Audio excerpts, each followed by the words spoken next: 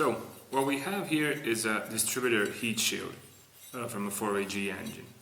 Now this little thing may not look like much, but it actually, what it does is it bolts on to the distributor and it protects it from the heat generated by the exhaust manifold. It's actually a pretty useful little bit of metal, because the distributor cap is basically made of plastic, and without this it would deteriorate very soon and basically melt away. So since I have taken much of my engine apart, basically I have removed everything from my engine bay and from my mr2. What I want to do is use this opportunity to clean and restore and paint every bit of metal or every important part that goes back into the engine bay. The final goal is to have a neat, clean, very nice, basically looking restored engine bay. As you can see, this part hasn't rusted away. It's very dirty. There's some rust here, but it hasn't deteriorated to a point where it's impossible to restore. So what I'm going to do is I'm actually going to restore this part. The first step is going to be to clean it. Then I'm going to basically sand away any rust, dirt, or damage or whatever is on the part to have a very clean surface. After that, I'm going to paint the part. Now, since this piece is going to be exposed to a fairly large amount of heat, it actually needs to be painted with a paint, with a coating, with whatever you want to call it, that is capable of resisting such heat. Now, what I have bought for that purpose is this. This is actually a spray paint product made by a German manufacturer called Duplicolor. It's basically a product called Superterm paint. This is black, as you can see by the cap, matte black, and it's allegedly, according to the manufacturer, resistant up to 800 degrees Celsius. Now that should be even more than enough. This is actually enough for the exhaust manifold, but it should be more than enough and should prove pretty reliable and resilient on a part like this, and should be a very long-lasting coating.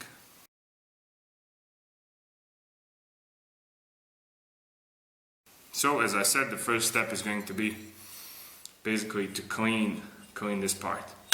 Now, there are several ways to approach the cleaning. You can do it either by hand, or you can do it using machines. Now, the easiest way to do it using a machine is actually to get an angle grinder or a drill and attach it to the table, fix it to the table via a drill stand or an angle grinder stand or something similar. Attach a wire brush, something very similar to this basically rotating wire brush. Attach it to the machine and just take the part with your hands and move it close to the machine.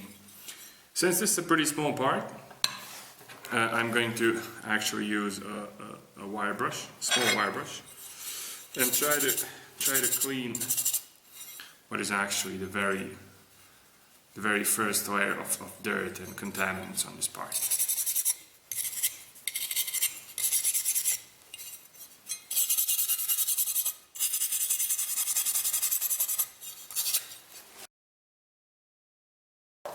As you can see by the amount of debris on my desk, the wire brush can actually move a bit of the first layer of the surface contaminants, but it can't do much, and very soon after that you need to resort to some rough sandpaper to get rid of most of the stuff you actually want to get rid of, to have a clean and shiny part that is ready for painting. Here I have some 150 grit sandpaper. I'm going to get a small piece off. For the first, when you want to remove stuff like this, you see, this is a pretty old part and it has been in the engine for some 20-30 years probably, never cleaned or restored. So we want to get a somewhat rougher sandpaper in order to be able to quickly and effectively remove stuff like this, for example, the wire brush is basically completely useless against staining of metal or rust like this. So that is where the sandpaper comes in handy, and as you can see, it is much quicker and much more effective than the wire brush. As you can see, the initial shine is starting to come through. This is a pretty, the shape of this part makes sanding a bit difficult, so it takes some elbow grease and some patience to get all the stuff out of these pits and creases of the part. So I'm gonna get busy and see what I can do with the sandpaper. After quite a bit of sanding, I have managed to get the part to look like this. Unfortunately, preparing this part properly and for painting and doing this job properly is unfortunately impossible with the simplest and cheapest of tools such as sandpaper. As you can see, I have wasted quite a bit of sandpaper, but I am still unable to get to many of the creases and pits and get the dirt out of there. Such as you can see here, my fingers are simply too thick to get in there and sand away the structure. So, in order to prepare this part for painting properly and have a surface that is completely clean, which is an essential prerequisite for paint sticking to the surface and staying there, I'm actually going to use a rotary tool, also known as a Dremel tool. What it basically is a very simple little tool. I do not have here a genuine Dremel. This is another brand. It works just fine, and then I bought it for pretty cheap. I think in US dollars it will be around 25 US dollars. It does the job very well and is a very useful tool to have in cases such as this one, where you simply cannot reach some of the part and you cannot sand away with your hand. What you want to do is get one of these little wire brush attachments. This simply goes into the rotary tool, and you tighten it down.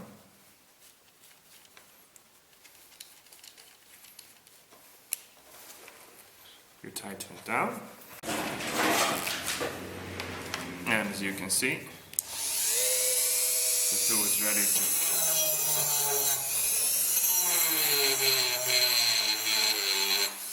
remove material.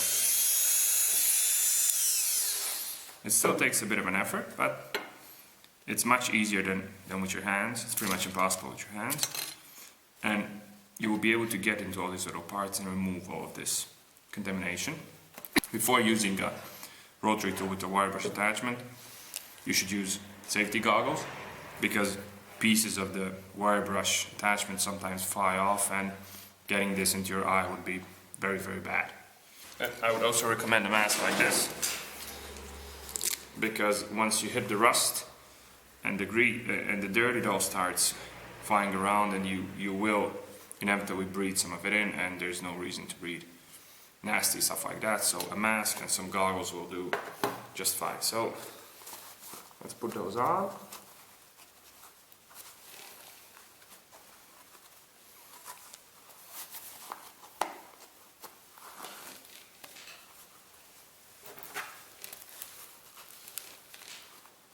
And let's see what the Dremel tool can do.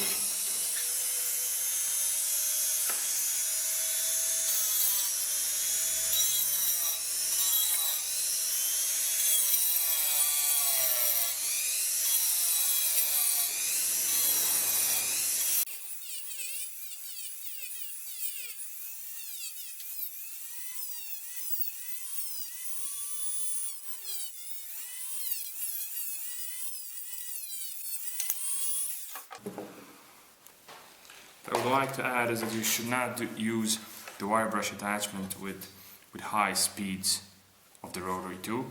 As you can see, my tool has 6 levels of rotation speed. you should stick to the second or third level, because if you go too fast, the wire brush the pieces start to fly away and the wire brush wears down very quickly. And it simply isn't as effective. So all speeds are the necessary rotation speeds for wire brush attachments. Okay, so after almost an hour of sandpaper, rotary tool and wire brush action, I have finally managed to get the part into an acceptable condition for painting. By acceptable condition I mean completely free of rust and other contaminants. The rust was really hard to remove from creases such as this one, and folds where the metal is folded. A very hard approach. Without the rotary tool it's pretty much impossible. As you can see, the shine is back, and such a state is basically uncomparable to what we started out with. There's no staining, there's no rust, there's no dirt, and this part is now ready to be painted.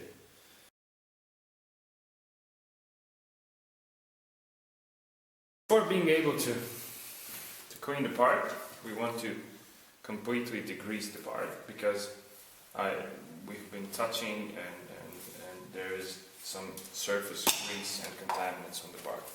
I use actually brake cleaner for that. It does the job really well. It removes any grease and it evaporates quickly. So what I'm going to do is I'm going to spray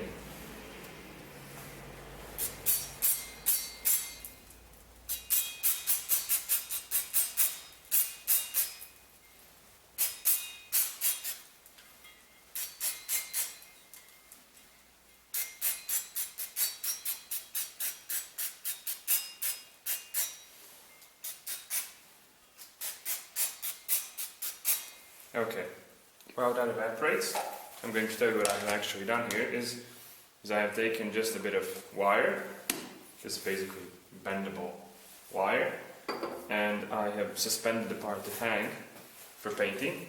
This is the only way to actually paint any part, because you do not want to hold something and paint it, because it's very obvious, it's impossible to do that and have a good result.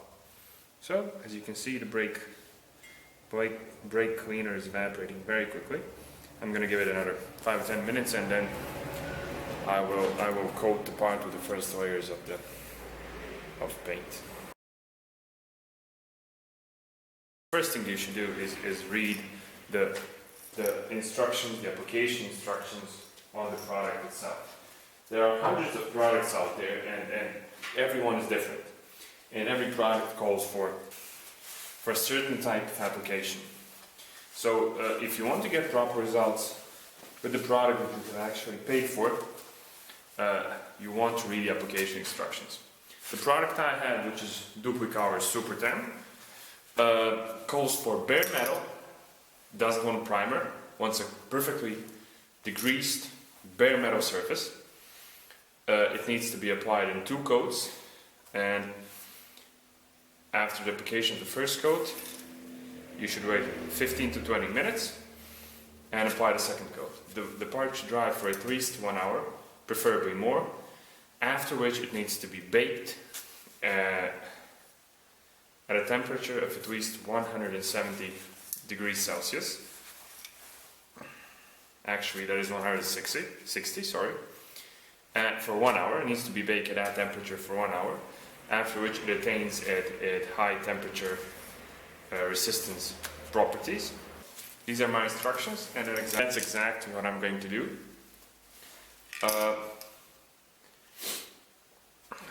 Before spray painting, you want to wear, of course, a mask in order not to inhale the chemicals released by the spray, which are of course harmful to your health, and obviously you do not want that. So let's begin spraying.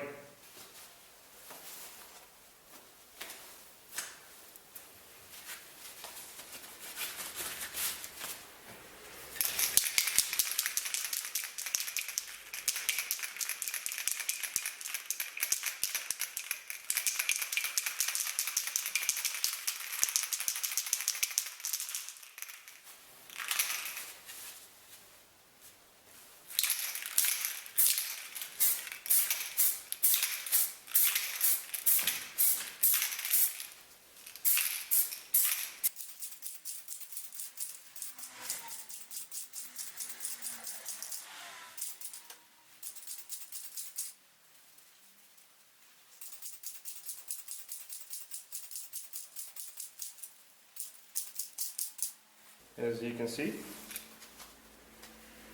Sorry, the mask is still on. As you can see, I'm spraying in a swaying motion, never holding down the spring application, basically button down all the time. If you want to sway, up and down, left and right, whichever way you want to go. But hold the button only when you're going, when you're in the zone basically of the part. As we can see, the cover is getting nice and matte, and I think this is enough for the first coat. And I'm going to wait for this to dry off for a couple of minutes. As the can says, approximately 2 minutes is enough, and I'm going to apply the second coat.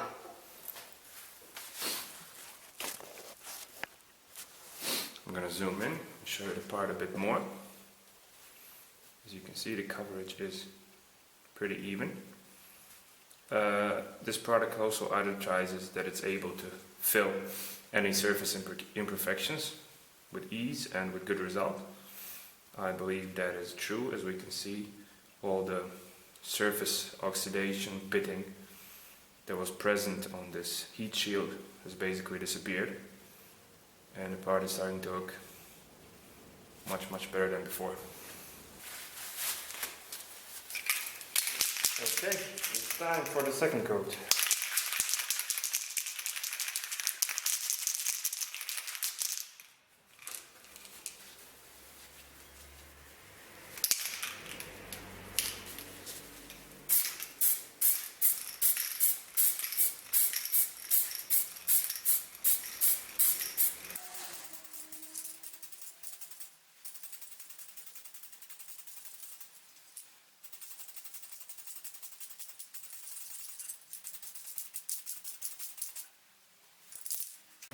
Okay, I'm actually going to leave this to dry overnight, so it's completely dry to the touch, and then we can proceed to the baking of the part. Okay, here we are next morning, back, and the part has been, as you can see, left to dry overnight. It is completely dry now, and I'm going to handle this part only using a very clean, brand new glove. I do not want to get grease and contaminants from my hand onto the part itself. I'm going to get some better light to properly show you how well the part looks now.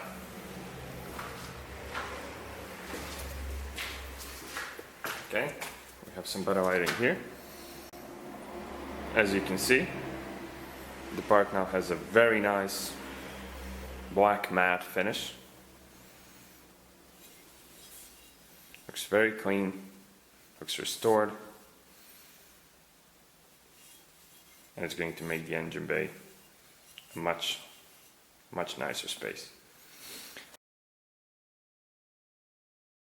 Okay, now the process isn't over, and it's time for the final step. The application instructions from the manufacturer ask for anything painted with a high heat superterm paint to be baked at least 160 degrees Celsius for 1 hour. Now, I don't want to put this in an oven where you prepare food because it has toxic contents, and it will make your home very smelly, and I would not suggest preparing any food in an oven that had high temperature painted parts baked in it, basically. So what I'm going to use is this. This is my DIY oven for baking parts. And what it basically is a cardboard box, some aluminum foil, and a heat gun. It works really well. I have tested it. To see how to make this oven, just click on the link. There's a link in the description as well. And click on this link. On this link here.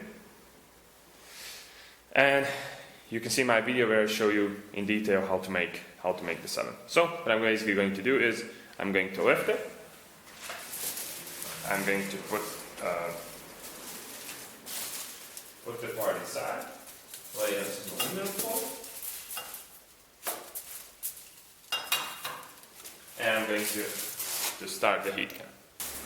Now I have tested this, and it can reach temperatures of 120 degrees Celsius very fast. Unfortunately, my gauge could only measure it to 120, but I believe with the accumulation of heat inside the oven, that it probably reaches even higher temperatures. Okay, put the part inside. I'm gonna turn the heat gun on, and I'm gonna get back to you in an hour or so to see the results. Okay, after a bit of baking, I have turned off the heat gun. And I have waited for the temperature to come down, as you can see on my little temperature gauge. The temperature now is approximately, let's see, so it's somewhere around 20 something degrees Celsius. So I'm going to lift my box / oven and see how the fire looks.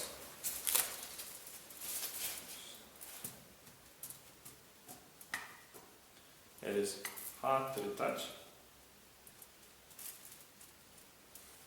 but I think I can lift it up. Yes, I can hold it.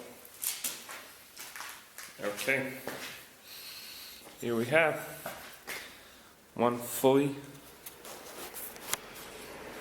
baked part. You can actually now hold it with your hands, as there will be no more baking. Before you bake it, do hold it with a very clean glove, because if you leave fingerprints on it and you then bake it, the fingerprints will remain on the surface.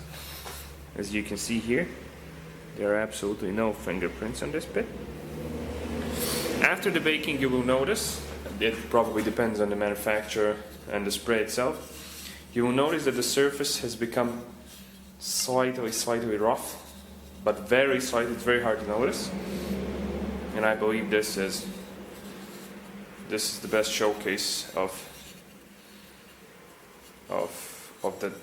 the finished state of the part. That will tell you that the part is fully complete and it can be attached to the engine. There we go. One cleaned, de-rusted, painted and baked distributor heat shield. In my opinion, it looks very nice, and it's going to spruce up the engine space really nicely. There we go. Thanks for watching, and feel free to ask any questions in the comments section. I will be happy to answer anything that I maybe haven't shown in the video. Check out the link in the description and in the video for the oven for baking parts like this. And also, if you want more stuff like this for the 4AG and the MR2, to subscribe to my channel. Thanks for watching and see you around.